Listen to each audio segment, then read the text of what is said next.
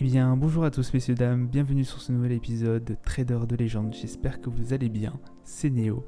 Aujourd'hui on se retrouve pour parler d'une légende du trading, il est notamment connu pour avoir cassé la Banque d'Angleterre, c'est un personnage extrêmement âgé, il est encore vivant de nos jours, je vais bien évidemment parler du très controversé George Soros.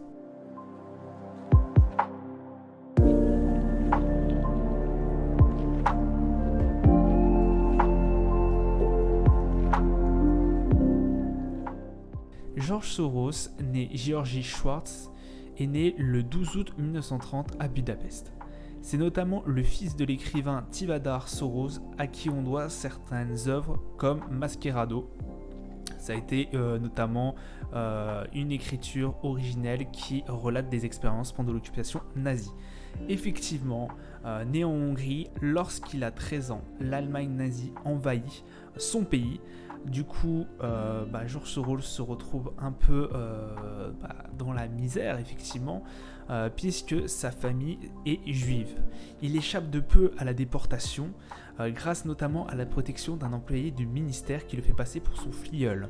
Ce représentant du ministère de l'Agriculture, appelé Baumbach, qui était chargé de dresser l'inventaire des biens confisqués aux juifs, va protéger le petit Soros jusqu'à ce que l'Allemagne nazie soit détruite et que la Hongrie redevienne libre.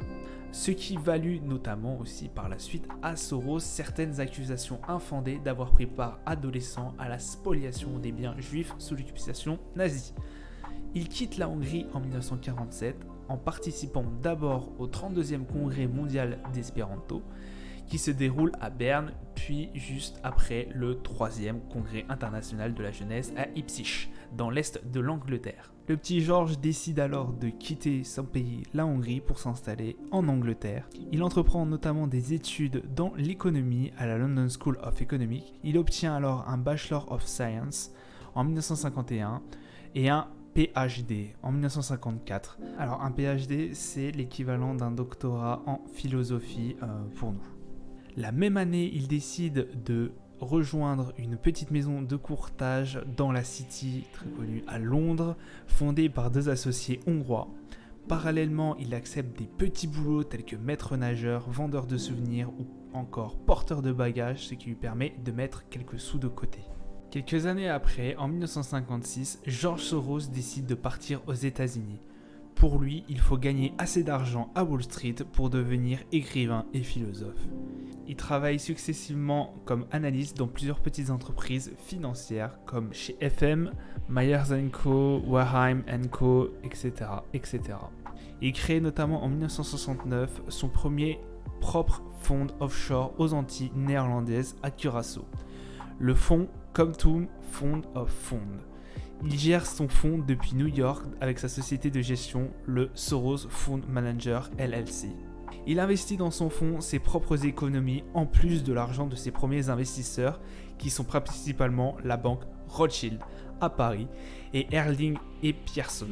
Le fonds spécule successivement sur les marchés d'actions obligataires puis les devises, surtout à partir de 1973 avec la fin du système de taux de change fixe.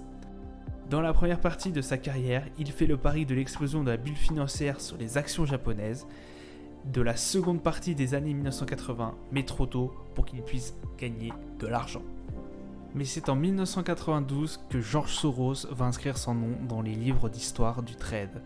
Effectivement, il décide de prendre une position de vente à découvert sur la livre sterling. Il avait notamment repéré la décision et la position défavorable du Royaume-Uni dans le mécanisme de taux de change européen. Pour George Soros, le taux d'entrée du Royaume-Uni dans le mécanisme de change européen était trop élevé. Son inflation était aussi beaucoup trop grande, le triple de celui du taux allemand à la même époque. Les taux d'intérêt britanniques nuisaient au prix de ses actifs. Ainsi, le 16 septembre 1992, le jour du mercredi noir, le fonds de George Soros avait vendu à découvert plus de 10 milliards de dollars en livres sterling.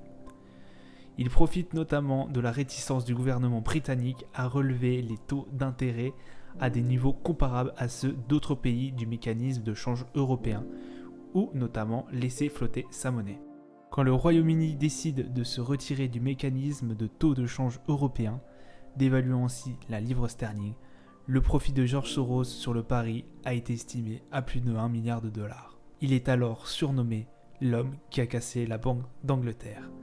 Le coût estimé de ce mercredi noir pour le trésor britannique a été de plus de 3,4 milliards de livres sterling. La valeur du fonds Quantum, donc le fonds qui est géré par George Soros, a augmenté presque instantanément de 15 à 19 milliards de dollars lorsque la livre a été introduite sur le marché libre. Quelques mois plus tard, le fonds valait près de 22 milliards de dollars. Mais George Soros, ce n'est pas non plus que des coups réussis. En effet, en 2016, il est convaincu que les marchés dégringoleraient après l'élection de Donald Trump. Il parie ainsi à la baisse sur l'évolution des indices américains. Il perd dans les semaines qui suivent plus de 1 milliard de dollars sur les marchés. Il est notamment aussi connu, d'après certaines polémiques et condamnations, notamment une condamnation pour délit d'initié. Il est condamné pour délit d'initié sur l'affaire de la Société Générale qui avait vu le gouvernement socialiste de la fin des années 1980 fermer les yeux sur la tentative d'OPA menée par Georges Pébéraud et Robert Lyon, président de la Caisse des dépôts, sur une banque privée. Soros se pourvoit alors en cassation. Le jugement est toutefois confirmé et il est condamné à payer une amende de plus de 900 000 $. Ayant fait un recours auprès de la Cour européenne des droits de l'homme en 2011, en alléguant une violation de l'article 7 de la Convention européenne des droits de l'homme, il est alors débouté. C'est-à-dire qu'aucune charge n'est retenue contre lui et qu'il n'est pas obligé de payer ses 900 000 $ d'amende. Mais George Soros n'a pas que ça à son actif, effectivement. Il est aussi connu pour les Paradise Papers. On rappelle que son Quantum Fund, donc son hedge fund, est domicilié à Curaçao, aux Antilles néerlandaises, qui est donc un paradis fiscal. Il fait notamment aussi partie des Paradise Papers. En effet, en 2017, George Soros est cité dans le Paradise Paper, client du cabinet d'avocats Appleby. Spécialisé dans la stratégie d'optimisation fiscale, il dirige des fonds de placement qui ont de nombreuses sociétés offshore. Il est aussi connu notamment pour avoir pris position sur les GAFAM. Il attaque les GAFAM, en particulier Google et Facebook, qui par leur montée en puissance selon lui et leur comportement monopolistique sont une menace pour la société et le fonctionnement de la démocratie. Selon lui, ces entreprises, les GAFAM, pourraient avoir un contrôle totalitaire sur le monde de l'Internet. George Soros est notamment aussi un fervent soutien à Hillary Clinton, dont il est l'un des plus importants donateurs pendant la campagne électorale américaine de 2016. Il s'investit activement, notamment contre Donald Trump par la suite. Mais George Soros est aussi un philanthrope. Effectivement, en 1979, lors de l'apartheid, il décide d'aider financièrement des étudiants noirs de l'université du Cap à réussir leurs études. Il est aussi connu pour son action lors de l'éclatement de l'Union soviétique, pour avoir proposé à chaque scientifique la somme de 500 $ pour ne pas partir vendre leur savoir aux plus offrants, notamment à cause des risques de diffusion de la technologie nucléaire.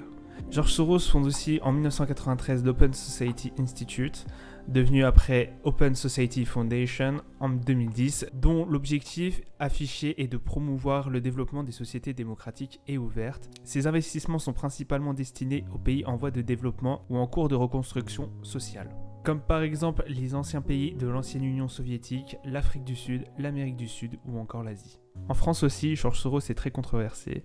En 2009, il a notamment financé une étude sur le contrôle aux faciès. Cette étude a été du coup menée par des chercheurs du CNRS et a fait beaucoup polémique. Rebelote, en 2011, la fondation finance une étude controversée sur les discriminations dont seraient victimes les musulmans à Marseille. L'étude est notamment critiquée par le journal La Provence, en particulier pour sa méthodologie. En 2012, George Soros décide de donner un don de 35 000 € au collectif contre l'islamophobie en France, ce qui va pas plaire à beaucoup de médias. À 92 ans, George Soros fait toujours polémique, philanthrope, trader ou encore casseur de la Banque d'Angleterre. Il a de multiples visages, mais je me voyais mal faire une série sur les traders de légende sans le mettre à l'intérieur. J'espère que cette vidéo vous aura plu. Moi je vous dis à plus tard pour de prochaines vidéos. Ciao ciao.